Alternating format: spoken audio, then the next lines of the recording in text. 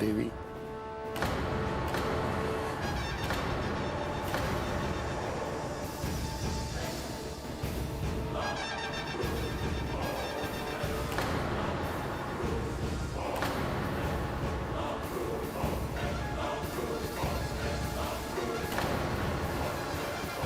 देवी, हे कोण आहेत आणि अशा रात्री इथे हे काय करतायत? या आधी मी यांना कधी पाहिलं नाही.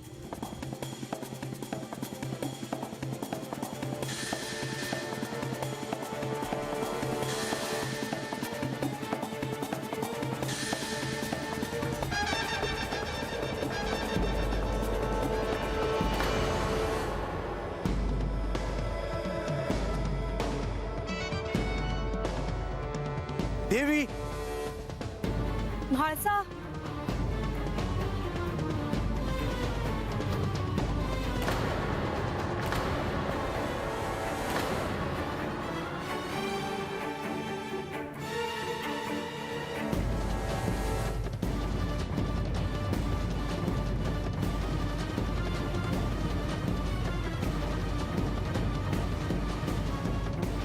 म्हाळसा, अहो तुम्ही रात्री अशा एकट्या कुठे आलात?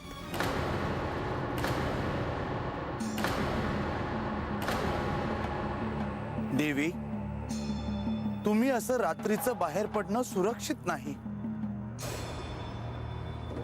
मला कळेल का तुम्ही अशा एकट्या बाहेर का पडलात ते?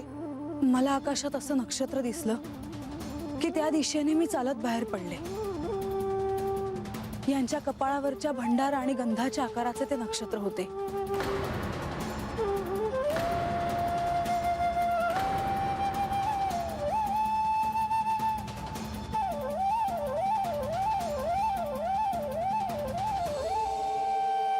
कुठे आहे? आता ते दिसेनासे झाले आहे. मला वाटलं की ते त्याच दिशेला कुठे असतील आणि त्या नक्षत्राचा अर्थही मला आता कळला आहे. काय? यांच्या आणि बानूच्या भेटीची ती खूण आहे.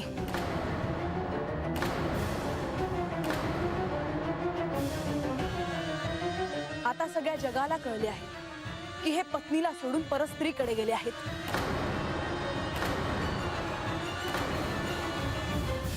हे बानूशी लग्न करायलाच गेले आहे. मी तुम्हाला निक्षून सांगते की मी तिला या गडावर कधीही येऊ देणार नाही.